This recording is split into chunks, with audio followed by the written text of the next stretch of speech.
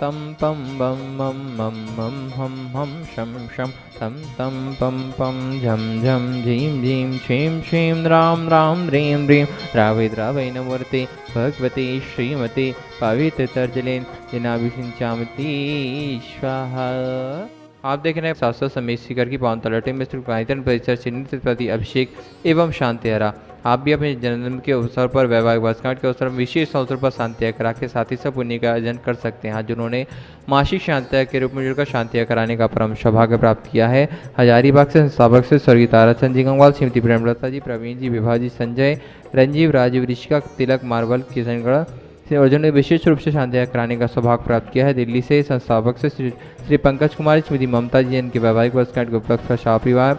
इंदौर से कुमारी वृंदा जी के जन्मदिन के उपलक्ष्य पर डॉक्टर संजय जी, श्रीमती संध्या जी, श्रीमती मालती देवी जी, कुमारी गौरू जी जैन शाह परिवार। और जिन्होंने वैवाहिक वर्षगांठ के उपलक्ष्य से शांतिया कराने का सौभाग्य प्राप्त किया। बागीदोरा से श्री अमित जी दोषी, श्रीमती नेहा जी दोषी शाह परिवार, आराध्या आत्मिक जैन शाह परिवार। भोपाल से श्रीमती अंगूरीबाई, श्रीमती लक्ष्मी जी चंद जैन शाह परिवार।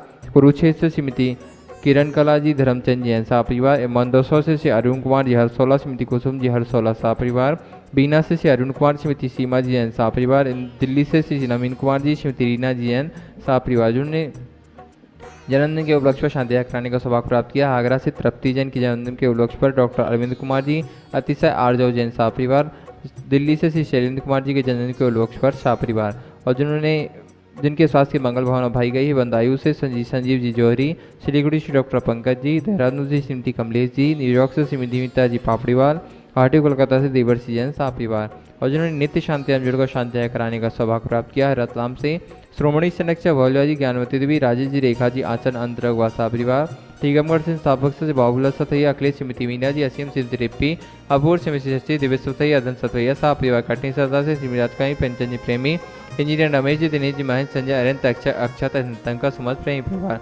जबलपुर वापी से श्रीमती निर्मला जी, विजय कुमार, शैलेंद्र, श्रीमती प्रियंका, रूपेंद्र कुमार, मेदांश, लेमेटा वाला परिवार।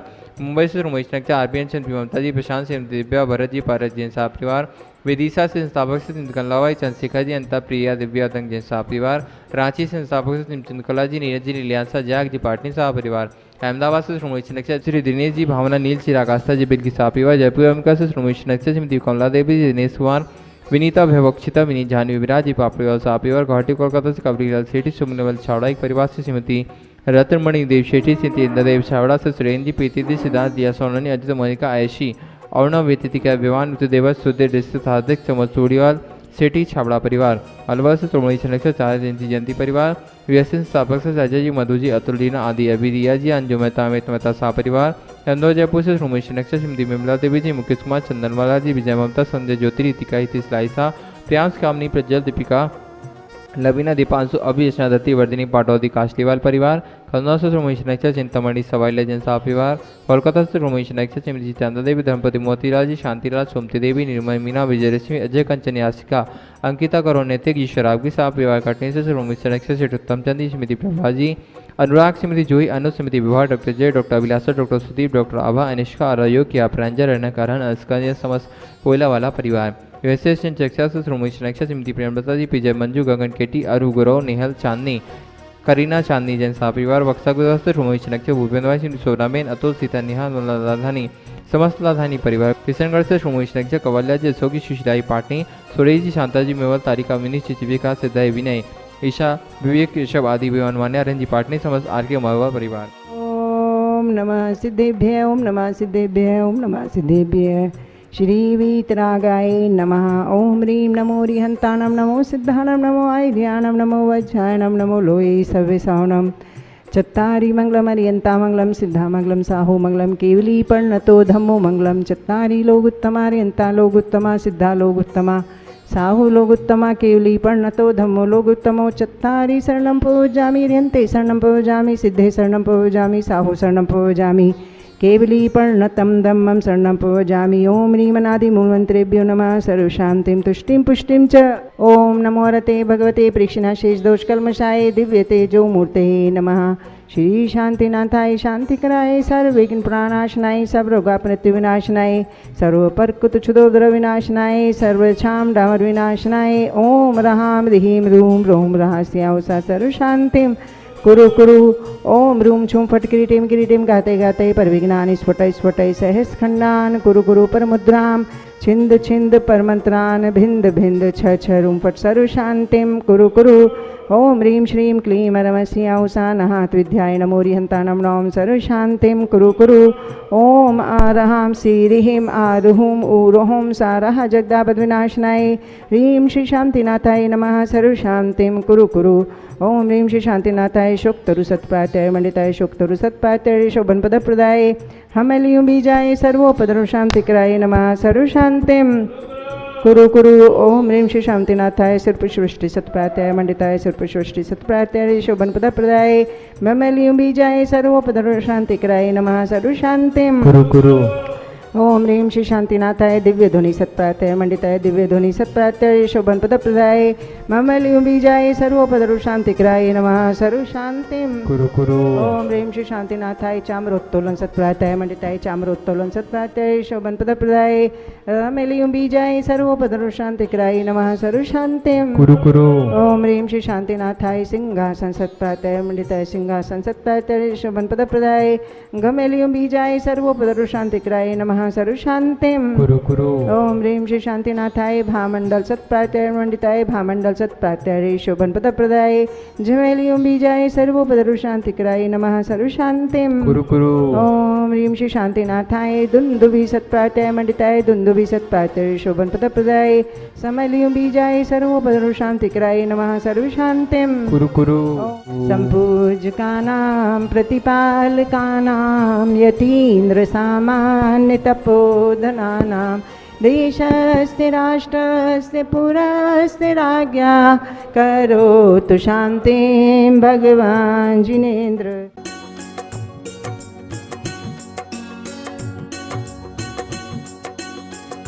परमो धर्म की जय जय जय परम पूज्य आचार्य गुरुवर श्री विद्यासागर जी महाराज की जय जय जय। पूज्य मुनि श्री प्रमाण सागर जी महाराज की जय जय जय। एक उद्यान में एक षोडशी सुंदरी की मृत काया पड़ी थी। उस काया पर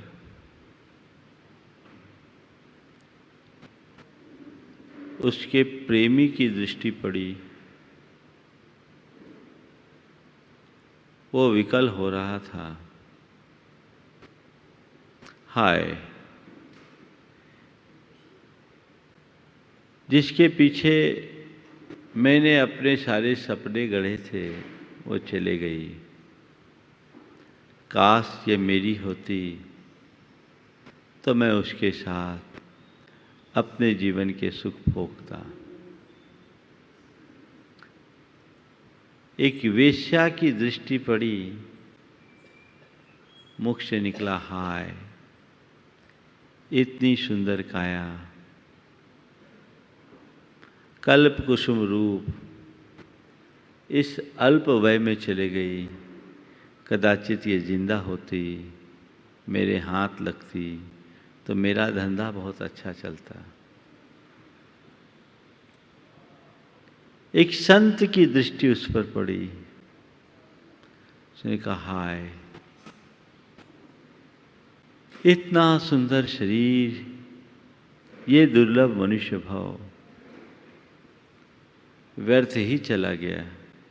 काश ये जीवित होती तो संयम साधना का रास्ता अंगीकार कर अपना उद्धार कर सकती। मोक्ष मार्ग के अनुकूल शरीर को इसने यूं ही खो दिया। घटना एक, दृष्टि अनेक। दो की दृष्टि चर्म पर थी तो दोनों उसका उसी तरीके से मूल्यांकन कर रहे थे। संत की दृष्टि मर्म पर थी तो उन्होंने उसका वैसा मूल्यांकन किया। सवाल ये नहीं है कि हमारे सामने क्या है, सवाल ये है कि हम उसे किस दृष्टि से देखते हैं। अगर हमारी दृष्टि अच्छी है तो बुराई में भी हम अच्छाई देख सकते हैं, और दृष्टि विकृत है तो अच्छाई में भी बुराइयां दिखती है। आज गुरुदेव एक बड़ा आध्यात्मिक मार्गदर्शन हम सबको दे रहे हैं। दमन चर्म चक्षु का हो, नमन ज्ञान चक्षु को। दमन चर्म चक्षु का हो, नमन ज्ञान चक्षु को। मतलब चर्म चक्षु का दमन हो और ज्ञान चक्षु को नमन हो। मतलब देह दृष्टि को गौण करो, आत्मदृष्टि को उद्घाटित करो। भौतिक दृष्टि से ऊपर उठो। जब तक तुम्हारी दृष्टि भौतिक बनी रहेगी, तुम्हारा साध्य केवल पदार्थ और पदार्थ जन्य भोग होगा। जैसे तुम्हारी दृष्टि आध्यात्मिक होगी, आत्मदृष्टि से संपन्न हो जाओगे, तो तुम्हारे मन में वैराग्य का अंकुर फूटेगा। तुम्हारी दृष्टि में एक आध्यात्मिक सुख होगा, भोगों से विरक्ति की दृष्टि होगी। अपने मन से पूछो कि मेरी दृष्टि क्या है। भौतिक दृष्टि जब तक तुम्हारे अंदर है, आध्यात्मिक उपलब्धि घट नहीं सकती। और जिस व्यक्ति का दृष्टिकोण विशुद्धतया आध्यात्मिक हो गया, वो भौतिकता में कभी उलझ नहीं सकता। अपनी दृष्टि का मूल्यांकन करे। देह दृष्टि यानी चर्म दृष्टि, और आत्मदृष्टि यानी ज्ञान दृष्टि।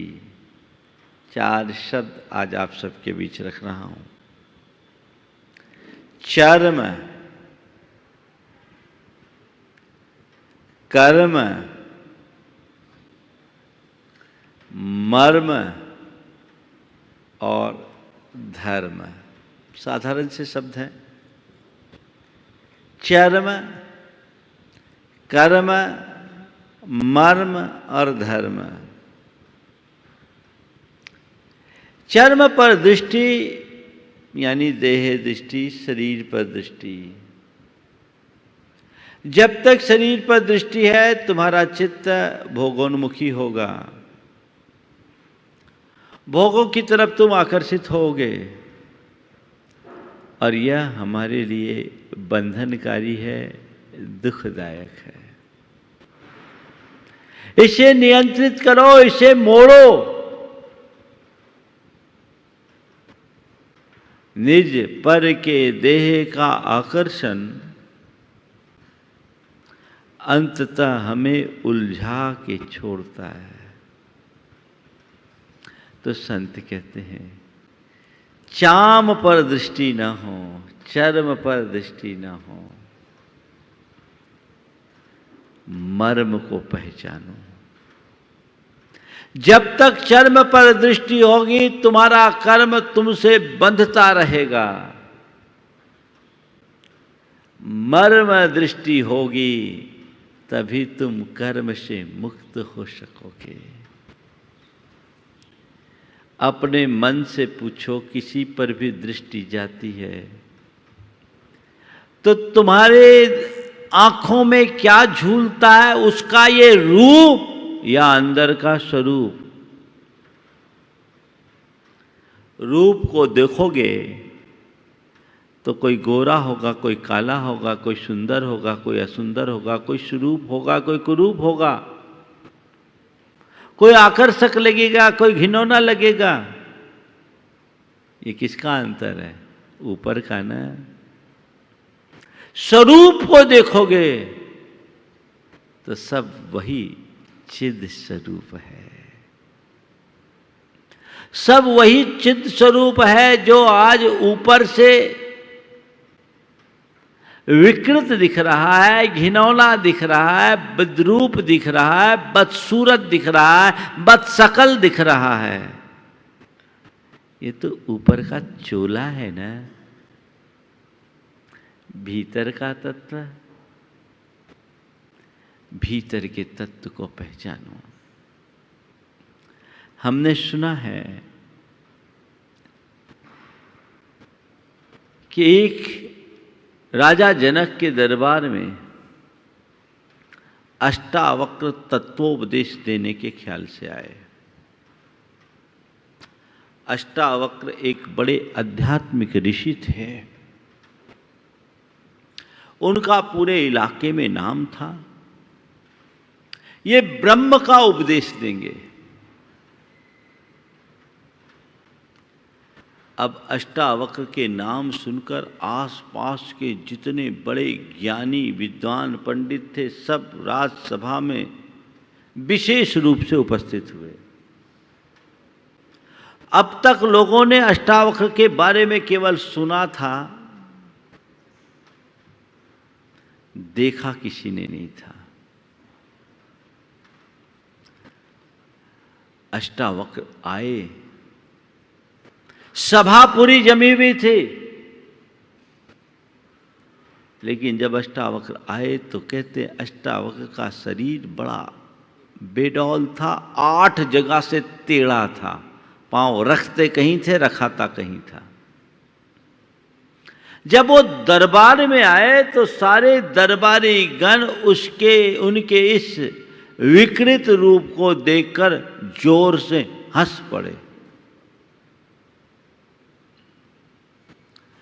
अष्टावक्र ने आकर के अपना आसन ग्रहण किया।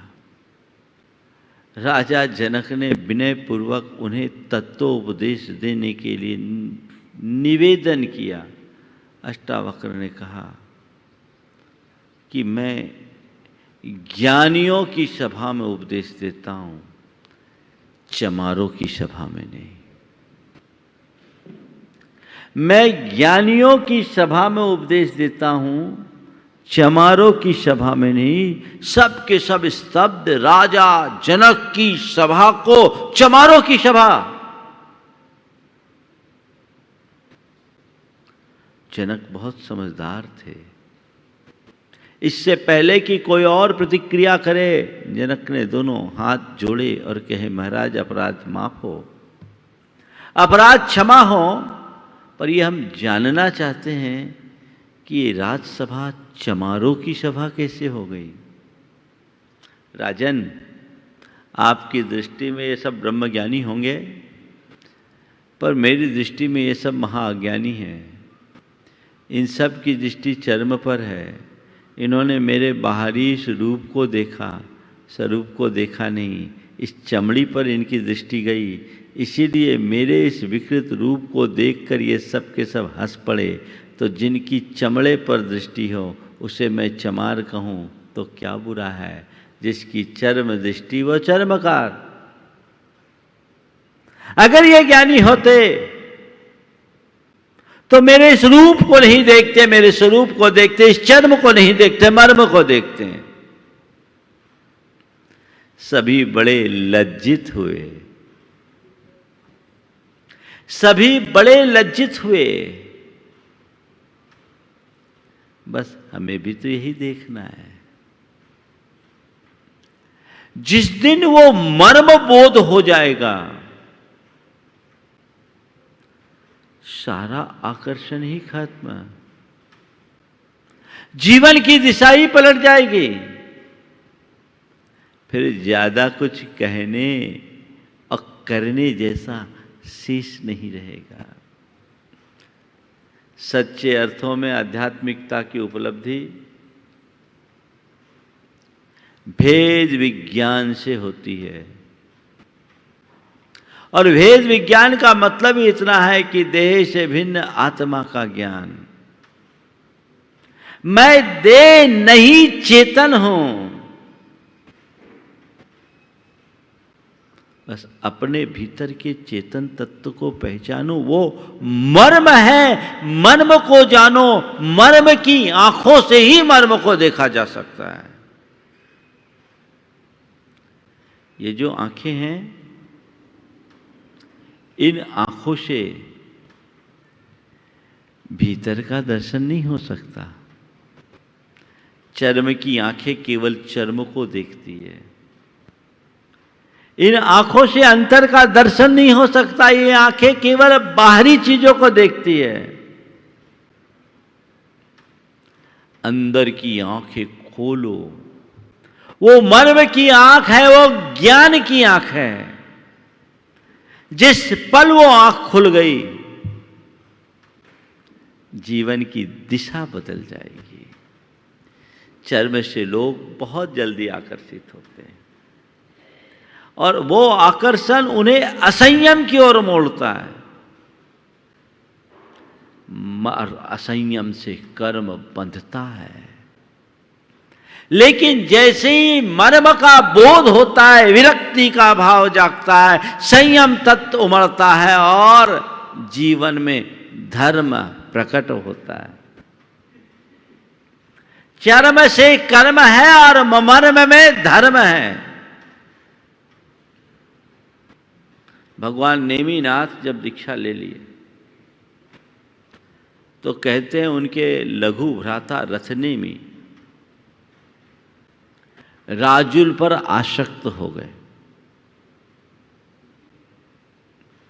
राजुल पर आसक्त हो गए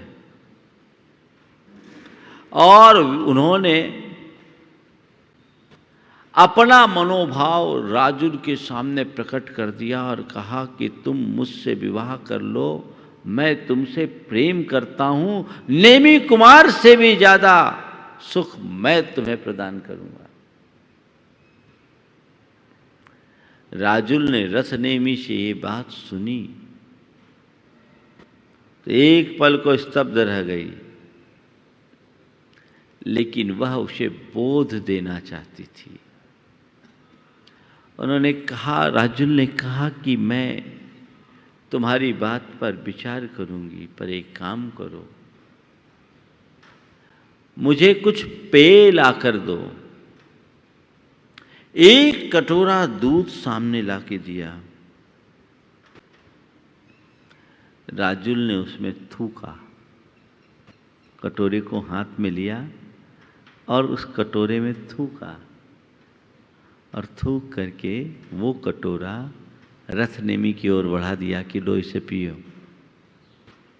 थूक करके वो कटोरा रथनेमि की ओर बढ़ा दिया, लो इसे पियो। रथनेमि तमतमा गया, ये क्या? किसी की थूकी हुई दूध को कोई राजकुमार पी सकता है? ये पीने योग्य चीज है। तुम ये क्या कर रही हो? ये कैसा मजाक है? तो राजुल ने रथनेमि को संबोधते हुए कहा, रथनेमि बिल्कुल ठीक कहते हो, किसी की उगली हुई चीज को कोई सभ्य पुरुष नहीं खाता, उसका सेवन नहीं करता, लेकिन इसका सेवन करने में तुम्हें क्या हानि है?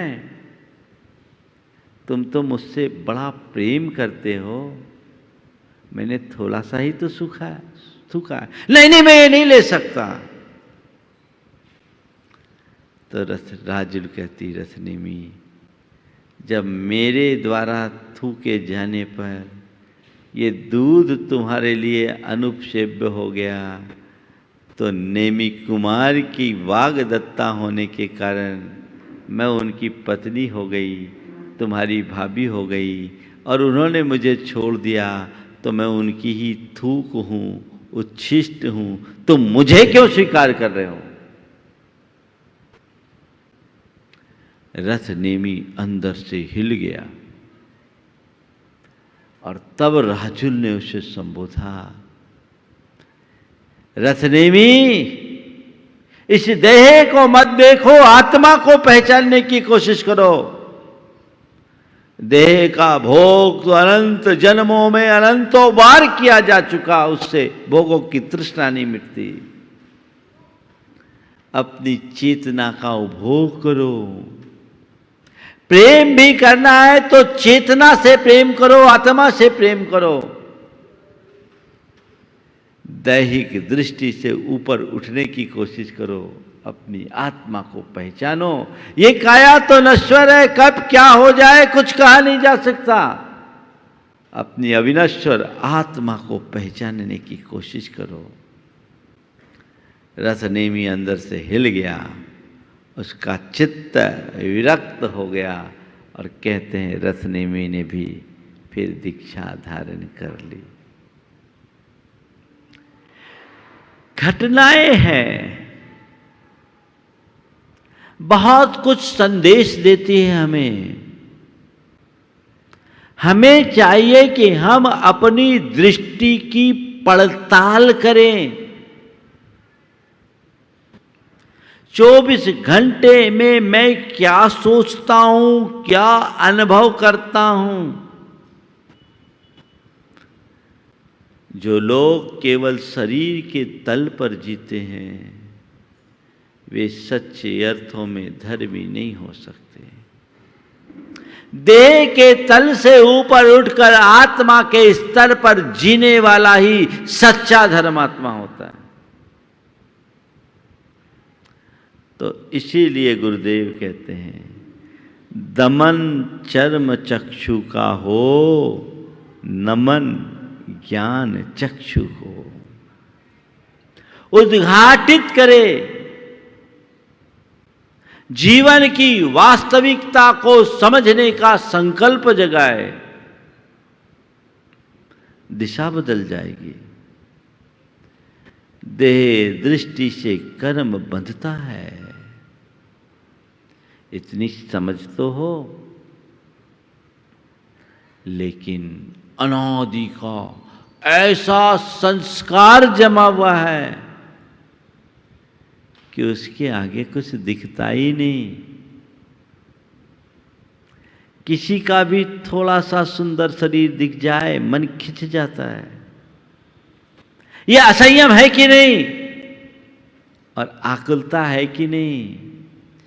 यदि तुम्हारी दृष्टि ज्ञान संपन्न होगी तो तुम्हारा मन कभी विकारी नहीं बनेगा, उसमें स्थिरता रहेगी, असंयम जीवन में नहीं आएगा। जिसकी गहन आवश्यकता है। इसलिए कह रहे दमन चर्म चक्षु का हो, नमन ज्ञान चक्षु को। बहुत लोगों को मैंने देखा है, बड़े धर्मात्मा हैं, स्वाध्यायशील हैं, पूजा पाठ करते हैं, गुरुओं की चरण सन्निधि में रहते हैं, दान धर्म का कर्म करते हैं, लेकिन दृष्टि निर्मल नहीं रखते। दृष्टि में पवित्रता नहीं है। सोचो ऐसे व्यक्ति का क्या हाल होगा। वो अंदर से खोखला है, उसका जीवन बेहाल है, वो कंगाल है। दृष्टि बदलना नितांत आवश्यक है, तभी हम अपने जीवन को धन्य कर सकेंगे। अन्यथा भोगों में रत रहते रहते रहते रहते हमने भोगा न भुक्ता वयमेव भुक्ता, कालो न यातो वयमेव याता, तृष्णा न जीर्णा मयमेव जीर्णा। भोगों को नहीं भोग लिया, खुद को ही भोग बना डाला। काल नहीं गया, हम ही बीत गए। तृष्णा जीर्ण नहीं हुई, हम ही जीर्ण हो गए। ये उक्ति हमारे जीवन में चरितार्थ होती है। अगर अपने जीवन को वैराग्य से ओतप्रोत करना चाहते हो, तो देह दृष्टि से हटकर आत्म दृष्टि, अध्यात्म दृष्टि को जागृत करो। ऊपर ऊपर की दृष्टि रखोगे तो भटक जाओगे, और देह दृष्टि, अध्यात्म दृष्टि रहेगी तो कुछ नहीं होगा। देखो दृष्टि का क्या खेल होता है। दो भिक्षुक भिक्षा लेके लौट रहे थे।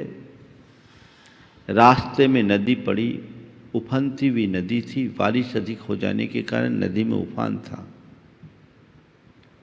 उस नदी को पार करते करते अचानक एक युवती उस नदी में बहने लगी। दो भिक्षुक थे, एक बूढ़ा था, एक जवान। युवती को बहती देखकर जवान भिक्षुक ने पानी में छलांग लगा दिया। जवान भिक्षुक पानी में छलांग लगा दिया। वो तैरना जानता था और उस बहती हुई युवती को पकड़ करके किनारे लगाया। बूढ़ा भिक्षुक देखा तो अंदर अंदर आग बबूला हो गया। ये तो भ्रष्ट हो गया। उसने युवती को नदी के किनारे लाया, उसे लिटाकर उसके अंदर का पानी निकाला। वो कांप रही थी तो उसके ऊपर लेटकर उसने अपनी शरीर की ऊष्मा से उसे गर्मी दी, क्योंकि वहां और कोई साधन नहीं था। ये बूढ़ा भिक्षु तो अंदर ही अंदर खौल गया। ये क्या किया, ये भ्रष्ट हो गया। साधु होकर के युवती को छू लिया और देख तो सही उसके ऊपर लेट गया है। गुरु के पास जाकर के उसने शिकायत की। गुरु के पास जाकर उसने शिकायत की, पर वो शिकायत बाद में की। जवान भिक्षु ने पहले ही गुरु चरणों में सब प्रकट कर दिया था। गुरु के सामने सारा वाकया पहले से पहुंच गया था। भिक्षु ने शिकायत की। गुरु ने कहा प्रायश्चित उसे नहीं, तुम्हें चाहिए। प्रायश्चित उसे नहीं, तुम्हें चाहिए। तुम्हारी आंखों में अभी भी वो युवती झूल रही है, पर उसकी दृष्टि में कोई युवती नहीं थी।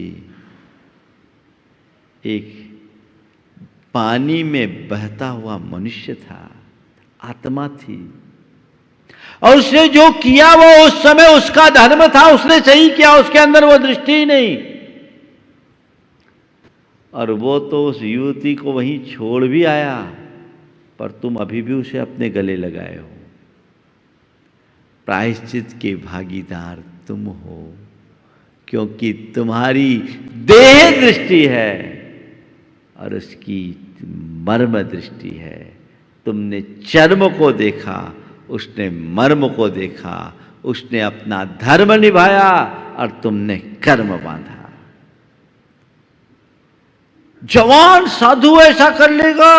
हाँ, बात केवल इतनी समझने की है। गुरुदेव ने मुंह को माटी में बहुत अच्छी बात कही। वासना का संबंध न तन से है न वसन से है। वासना का संबंध न तन से है न वसन से है, अपितु माया से प्रभावित मन से है। जिसका मन विकृत उसका जीवन विकृत। उन्होंने दूसरे दिन उस शिष्य से कहा, छोटे भिक्षुक से, कि कल तुम भिक्षा भी उसके ही घर से जाकर लोगे, उसके ही घर जाके भिक्षा लोगे। अब तो वो बूढ़ा एकदम बौखला गया कि लगता है गुरु भी भ्रष्ट हो गया। ये जाएगा तो पता नहीं क्या होगा। कहा इसको अकेले भिक्षा के लिए नहीं जाने देना। कहा नहीं, ये अकेले ही भिक्षा के लिए जाएगा, अकेले ही भिक्षा के लिए जाएगा। वो गया और उस युवती को ऐसा प्रबोधन दिया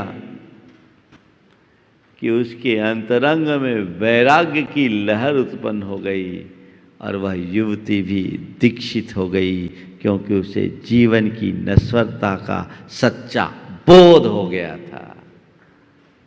यह है मर्म दृष्टि का फल। बाद में गुरु ने पूरे शिष्यों के मध्य उस शिष्य का अभिवादन करते हुए कहा, ये सच्चे अर्थों में मर्म दृष्टा है, और जो मर्म दृष्टा होता है वो कहीं भी जाए केवल उसका धर्म होता है।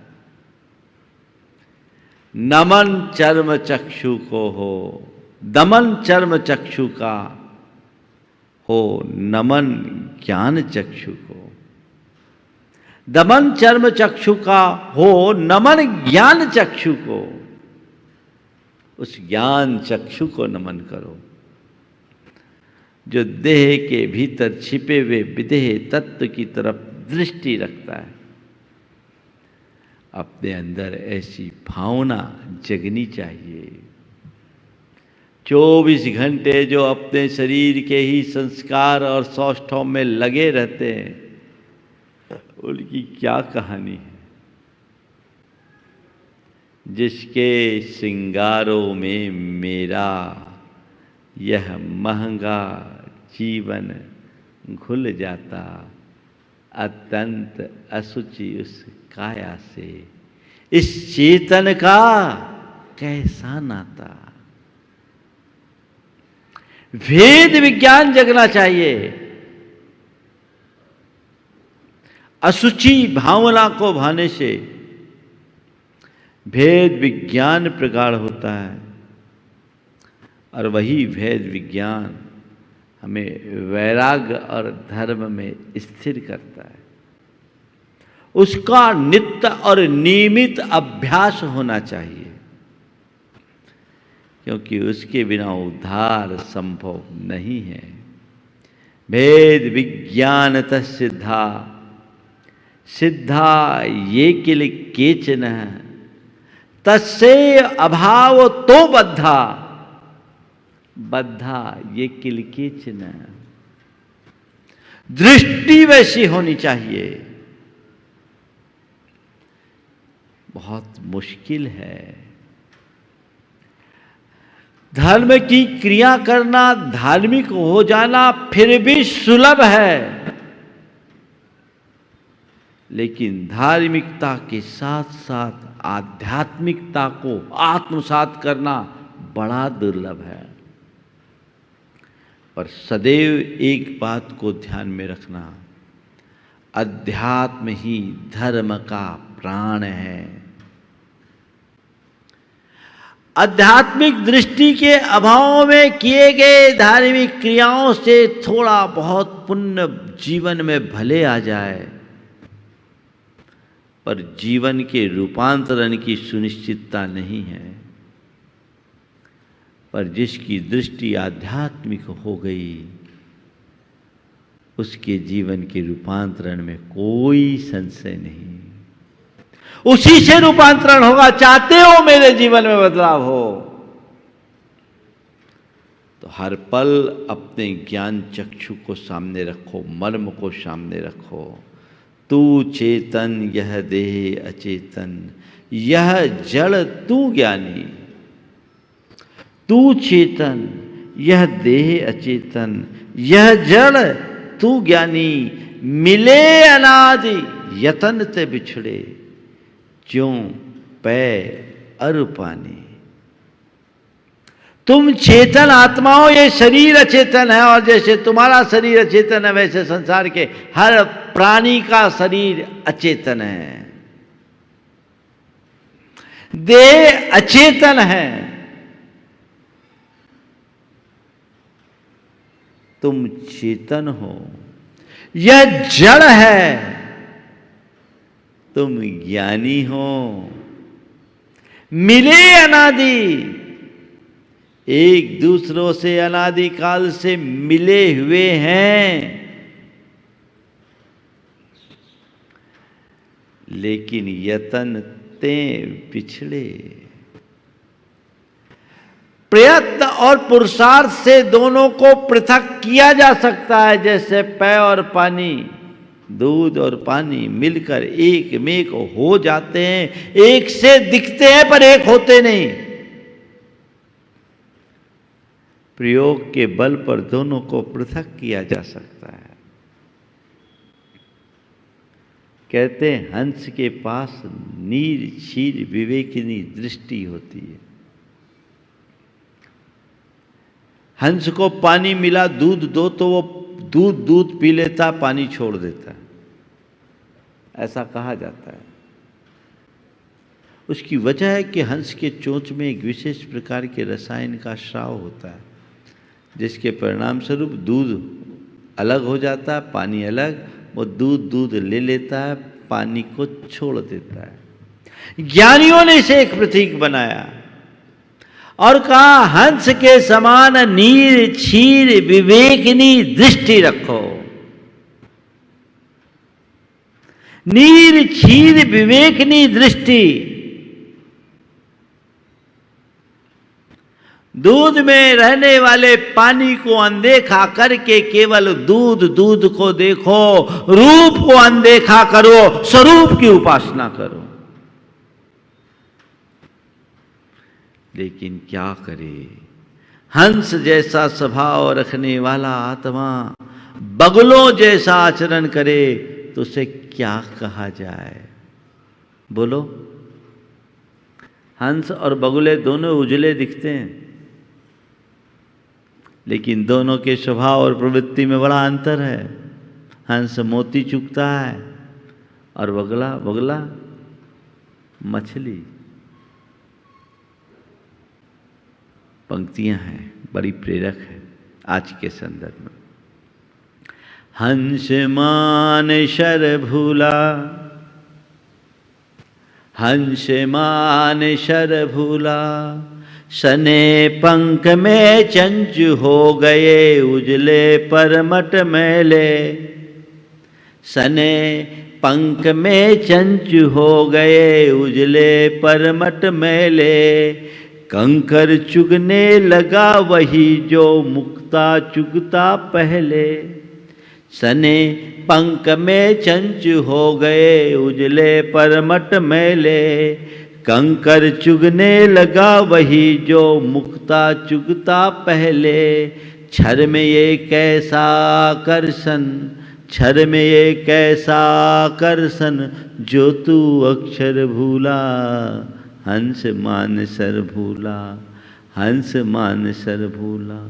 कमल नाल से बिछुर कांस के सूखे तिनके जोरे। कमल नाल से बिछुर कांस के सूखे तिनके जोरे। अवगुंठित कलियों के धोखे कुंठित सूल बटोरे। कमल नाल से बिछुर कांस के सूखे तिनके जोरे। अवगुंठित कलियों के धोखे कुंठित सूल बटोरे। पर में ये कैसा सम्मोहन, पर में ये कैसा सम्मोहन, जो परमेश्वर भूला।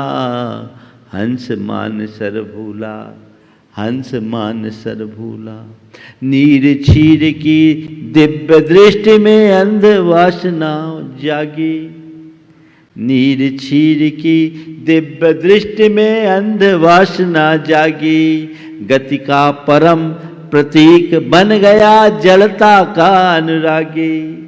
नीर क्षीर की दिव्य दृष्टि में अंध वासना जागी। गति का परम प्रतीक बन गया जड़ता का अनुरागी। क्षर को अर्पित हुआ, क्षण को अर्पित हुआ, साधना का मनवंतर भूला। हंस मान सर भूला, हंस मान सर भूला, हंस मान सर भूला।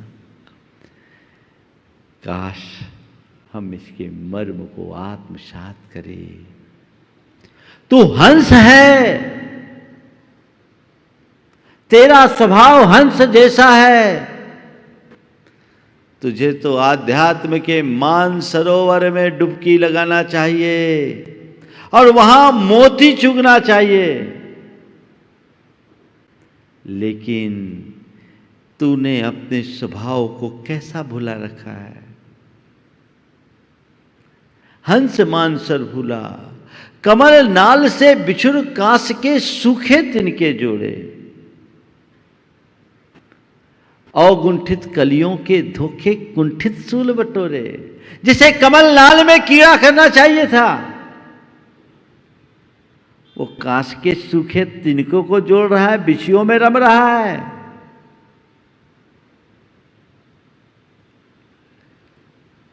इस क्षर नासवान विषयों में ऐसा क्या सम्मोहन, क्या आकर्षण, जो तू अपने भीतर के अक्षर अविनाशी आत्म तत्व को भुला रहा है। सने पंख में चंच हो गए उजले पर मटमैले, कंकर चुगने लगा वही जो मुक्ता चुकता पहले। पर में एक ऐसा सम्मोहन जो परमेश्वर भूला, हंस मानसर भूला। तू अपने स्वभाव को, अपने स्वरूप को कितना विकृत कर दिया। तूने अपने इन चच्चुओं को विषयों के कीच में फंसा दिया है, सांध दिया है। तेरी आत्मा का यह उजला पर मटमैला हो गया है। पर पदार्थों में रमते रमते, चर्म दृष्टि में मग्न होते होते तूने अपने मर्म को लुंठित कर दिया है। पर में क्या ऐसा सम्मोहन जो परमेश्वर भूला। तेरे भीतर तो नीर छीर की दिव्य दृष्टि होनी चाहिए, वेद विज्ञान से संपन्न होना चाहिए, ज्ञान चक्षु उद्घाटित होना चाहिए, लेकिन उसमें अंध वासना जग गई, भोगोन्मुखी दृष्टि प्रकट हो गई। जो गति का परम प्रतीक था वो जड़ता का अनुरागी हो गया। जिसे सतत गतिशील होना चाहिए वो एक जगह जड़ बन गया। धिक्कार है तुझे, तो इस क्षणिक सुख को के पीछे पागल हो गया, उसमें अपने आप को अर्पित कर डाला। कितनी दुर्लभता से मनुष्य जीवन को पाया, कितना साधना करके मानव जीवन पाया, उसे भुला दिया। क्षण को अर्पित हुआ, साधना का मनवंतर भूला, हंस मानसर भूला। अपने आप को संबोधो, हे प्रभु अब मेरा चित्त हटे। अब चर्म से राग नहीं, क्योंकि मैंने मर्म को जान लिया है। अब मुझे कर्म नहीं, केवल धर्म के रास्ते पर चलना है। कर्म बांधना भी नहीं, कर्म भोगना भी नहीं, कर्म काटना है। ऐसी समझ अपने भीतर विकसित हो जाए तो जीवन का काया पलट हो जाए।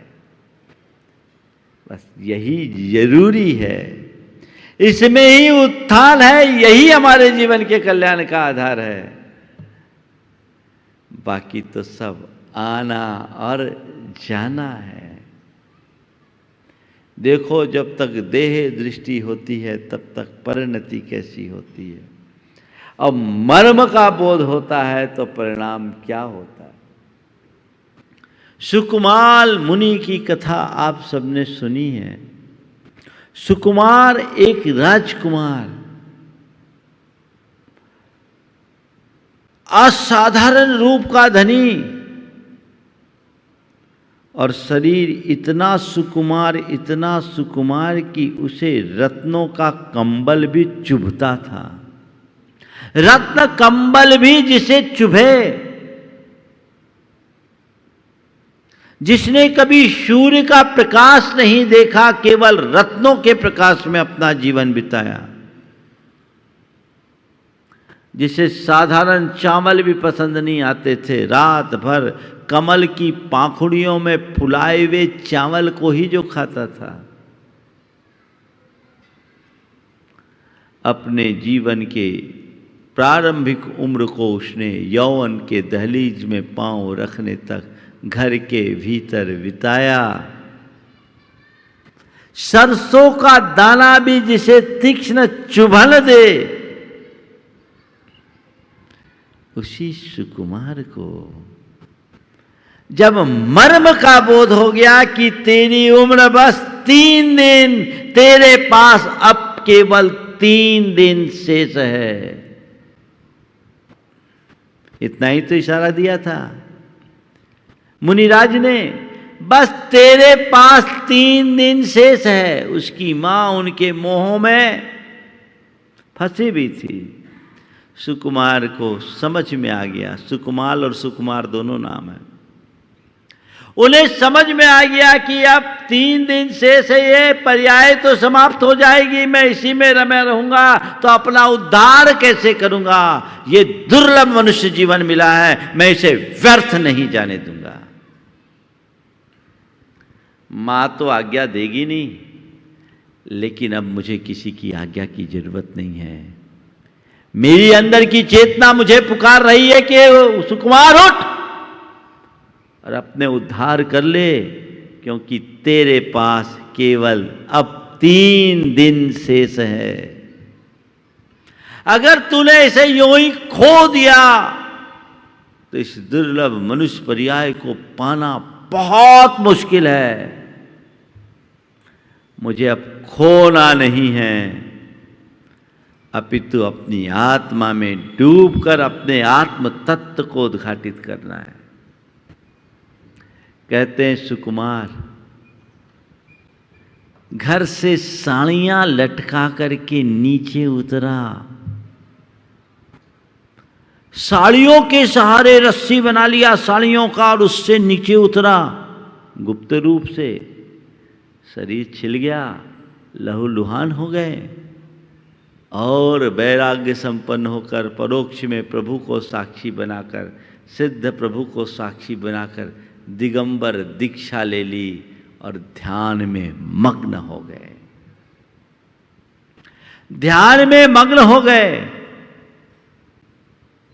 इधर उसकी रक्त के गंध को सूंघते सूंघते एक शालिनी अपने 2 बच्चों के साथ, जो पूर्व जन्म की उनकी वैरी थी, भाभी थी ना, हाँ भाभी थी, वो आ गई।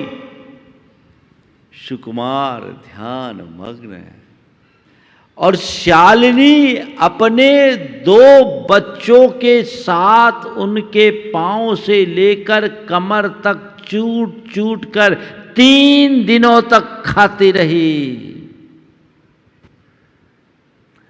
पर धन्य है सुकुमार मुनिराज, उफ नहीं। क्यों? क्या बदला? शरीर बदल गया, सहनन बदल गया। क्या बदला? दृष्टि बदल गई। जब तक देह दृष्टि थी, सरसों का दाना चुपता था, अब आत्म दृष्टि आ गई। शालिनी के दंश भी नहीं चुभे। कल्पना कर सकते हो कितना कष्टकर क्षण होगा वो। खाए जा रही है चूट चूट के, पर दृष्टि बदल गई।